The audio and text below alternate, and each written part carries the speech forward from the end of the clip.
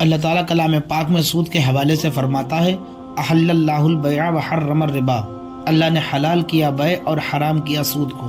تو میرے بھائیوں، آپ نے ترجمے سے اندازہ لگا لیا ہوگا کہ آج ہم کس کے بارے میں بات کریں گے۔ اگر آپ کو اس بات کا اندازہ نہیں ہوا تو ہم آپ کو بتا دیں، آج ہم آپ کو بتائیں گے کہ اللہ تعالیٰ نے سود کے بارے میں کیا فرمایا، سود کا معنی کیا ہے، سود لینا کتنا بڑا گناہ ہے، سود کھانے والے کے اوپر کیا کیا عذاب نازل ہوتا ہے، سود کھانے کے کیا کیا نقصانات ہیں، اللہ تعالیٰ نے سود اور تجارت کے بارے میں کیا فرق بیان فرمایا۔ ان تمام باتوں کو ہم ایک ایک کر کے ترتیب سے بتانے کی کوشش کریں گے۔ اسلام ایک مکمل نظام حیات ہے، ایک مکمل نظام معاشرت ہے۔ انسانی زندگی، اجتماعی زندگی اور انفرادی زندگی کے جتنے بھی تقاضے ہیں، ان تمام کے لیے اسلام مکمل قانون فراہم کرتا ہے، اور اسی میں اسلام کا معاشی نظام بھی ہے، کیونکہ قرآن پاک کی صرف اس آیت نے اس پورے نظام کی ترجمانی کر دی ہے۔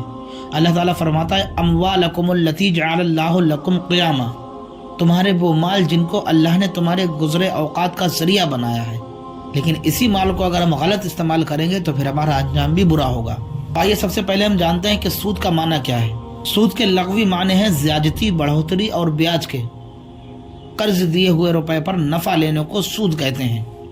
مثلا زید نے بکر سے 1 مہینے کی مدت پر 1000 روپے قرض لیے اور یہ طے کیا کہ جب ہم واپس لیں گے تو 5% بڑھتی لیں گے، یعنی 1050 روپے لیں گے۔ یہ بھی سود ہے۔ اب ہم آپ کو بتاتے ہیں کہ سود لینا کیسا ہے۔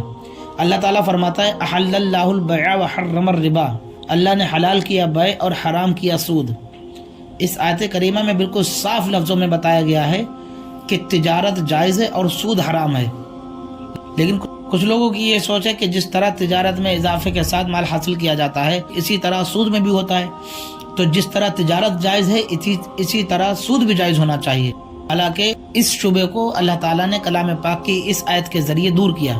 فرمایا قل انما البیع مثل الربا، انہوں نے کہا تجارت مثل سود کے ہے۔ تو اللہ تعالیٰ نے اس آیت کریمہ میں سود خوروں کا وہ شبہ بیان کیا ہے جو زمانے اسلام سے لے کر آج تک چلا آ رہا ہے۔ وہ کہتے ہیں تجارت اور سود میں کیا فرق ہے، دونوں تو ایک جیسے ہیں۔ تجارت میں کوئی سامان دے کر نفع حاصل کرتا ہے اور سود میں رقم دے کر نفع حاصل کی جاتی ہے، لہذا دونوں ایک سے ہونا چاہیے۔ اگر غور کریں تو معلوم چلے گا میں زمین اور آسمان کا فرق ہے۔ وہ بتاتے ہیں سود اور تجارت میں فرق کیا ہے۔ سب سے بڑا فرق یہ ہے کہ جو لوگ تجارت کرتے ہیں ان کے حسن سلوک میں فرق نہیں آتا۔ تجارت کرنے والا کبھی سست اور کاہل اور مشقت سے جی نہیں چرانے والا ہوتا، اپنے مال کو خطرے میں پیش کرتا ہے اور نفع نقصان دونوں کی اسے امید ہوتی ہے۔ یعنی جو بندہ مال خرید کر بیچتا ہے اسے یہ بھی امید ہوتی ہے کہ اس میں مجھے گھاٹا بھی ہو سکتا ہے اور مجھے فائدہ بھی ہو سکتا ہے، تو اپنے مال کو خطرے میں پیش کرتا ہے پہلے، اس کے بعد میں اسے دونوں باتوں کی امید ہوتی ہے۔ سب سے بڑی بات کہ وہ دوسرے کی بربادی و محتاجی کا آرزو مند نہیں ہوتا۔ جہاں تجارت کرنے والوں کے حسن سلوک میں فرق نہیں آتا، وہیں دوسری طرف جو لوگ سود لیتے ہیں ان کے حسن سلوک میں اتنا فرق آتا ہے کہ وہ دونوں ایک دوسرے کی صورت دیکھنا پسند نہیں کرتے۔ تجارت اور سود میں یہ سارے فرق واضح ہیں جو سود خوروں کو نظر نہیں آتے۔ اب تجارت کرنے کا کیا فائدہ ہے، سود لینے کا کیا نقصان ہے، اس بات کو حضرت امام غزالی رحمۃ اللہ تعالی اچھے انداز میں ارشاد فرماتے ہیں۔ وہ فرماتے ہیں فرض کرو تمہارے پاس زعفران ہے اور ایک دوسرے شخص کے پاس اونٹ ہے، تم اونٹ لینا چاہتے ہو لیکن اونٹ والے کو زعفران کی ضرورت نہیں، اب تم اونٹ کیسے خریدو گے؟ یا تمہارے پاس کپڑے ہیں اور دوسرے شخص کے پاس کھانا ہے، تمہیں بھوک لگی ہے، تمہیں کھانا چاہیے لیکن کھانے والے کو کپڑے کی ضرورت نہیں، اب تم کھانا کیسے خریدو گے؟ اس لیے اللہ تعالیٰ نے ایک ایسی چیز پیدا کی ہے جس کے ذریعے انسان اپنی ہر ضرورت کی چیز خرید سکتا ہے، اور وہ ہے پیسہ، سونا چاندی۔ اللہ تعالیٰ نے سونے چاندی کو اسی مقصد کے لیے پیدا فرمایا ہے کہ اس سے انسان اپنی ضرورت کی چیزیں خرید سکے۔ اب یہی اگر انسان سود پہ روپیہ اٹھانے لگے، اب ہم آپ کو بتاتے ہیں کہ سود لینے کے کیا کیا نقصانات ہیں۔ اگر روپے پر سود لینے کی اجازت دی جاتی تو پیسہ صرف تبادلہ اشیاء کا ذریعہ نہیں رہے گا، بلکہ اس کا ایک اپنا الگ کام بن جائے گا۔ لوگ روپے کا بھی سامان کی طرح ایک ذخیرہ بنا کر رکھیں گے، جس کا نتیجہ یہ ہوگا کہ بازار سے پیسہ غائب ہو جائے گا، اور جب پیسہ بازار سے غائب ہونا شروع ہو گیا تو ترقی رک جائے گی، تجارتی سرگرمی ختم ہو جائے گی، اور دوسری اشیاء کی قیمتوں میں وہ اتار چڑھاؤ شروع ہوگا، جس سے ساری بازاروں کا نظام درم برہم ہو جائے گا۔ سود خوروں کا یہ ماننا ہے کہ اگر سود کا معاملہ کیا جائے تو مال میں خوب اضافہ ہوگا، حالانکہ یہ محض ان لوگوں کی غلط فہمی ہے، کیونکہ قرآن عظیم فرماتا ہے یمحق اللہ الربا ویربی الصدقات، اللہ ہلاک کرتا ہے سود کو اور بڑھاتا ہے خیرات کو۔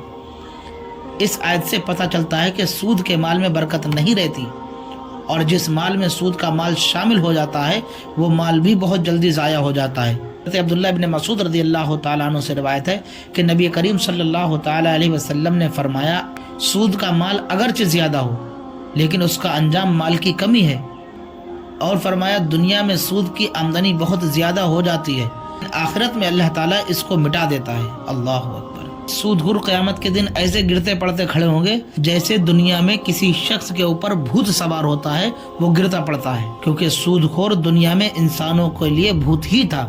جس طرح بھوت انسان کو پریشان کرتے ہیں، اسی طرح سود خور قرض لینے والے کو پریشان کرتا تھا۔ اب ہم آپ کو بتاتے ہیں کہ اللہ تعالیٰ نے سود کو حرام کرنے کی بہت سی وجہ تھی۔ سود اس لیے حرام کیا گیا کہ سود کا رواج جو ہے تجارتوں کو خراب کر دیتا ہے۔ سود خور کو بے محنت مال کا حاصل ہونا تجارت کی مشقتوں اور خطروں سے کہیں زیادہ آسان معلوم ہوتا ہے، اور تجارت کی کمی انسانی نقصان پہنچاتی ہے۔ آپ کسی سے مال ادھار لے کر آتے ہیں اور آپ نے ایک دن کا وعدہ کیا، اگر آپ ایک دن کے بعد نہ واپس کر پائے، وہ بندہ آپ سے کچھ نہیں کہے، وہ کہے گا ٹھیک ہے پھر دے دینا۔ لیکن وہی اگر سود خور کے اگر آپ کی وعدہ خلافی ہو جائے اور آپ نے وعدہ کر لیا کہ ہم کل دیں گے اور نہیں دے پائے، تو پھر سمجھ لیجئے بہت بڑا نقصان ہے۔ تو فرمایا سود کے رواج سے باہمی الفت و مدت کے معاملات کو نقصان پہنچتا ہے۔ آدمی سود کا عادی ہو جائے تو کسی کو قرض دینے کا تصور بھی نہیں کرتا، یعنی سود سے جو ہے وہ انسان کے اندر درندوں سے زیادہ بے رحمی پیدا ہو جاتی ہے، اور سود خور اپنے قرض دار کی تباہی و بربادی کا خواہش مند ہو جاتا ہے۔ اس کے علاوہ اور بھی سود میں بڑے بڑے نقصان ہیں۔ اللہ تعالیٰ فرماتا ہے اے ایمان والو اللہ سے ڈرو اور چھوڑ دو جو باقی رہ گیا ہے۔ سود اگر مسلمان اگر ایسا نہ کرو تو یقین کر لو اللہ اور اس کے رسول سے لڑائی کا۔ میرے بھائیو، سود ایک ایسی بیماری ہے جس سے انسان کی تمام نیکیاں ختم ہو جاتی ہیں، اس کے اندر سے انسانی ہمدردی ختم ہو جاتی ہے۔ بھی اگر ہم سے اس طرح کی کوئی غلطی ہو گئی تو اللہ تعالیٰ سے ہمیں معافی مانگنی چاہیے، ورنہ کل قیامت کے دن ہم سب کا بھوتوں جیسا حشر ہوگا۔ اللہ تعالیٰ ہم سب کو سود جیسے گناہوں سے محفوظ رکھے۔ اللہ تعالیٰ ہم سب کی دعاؤں کو قبول فرمائے اور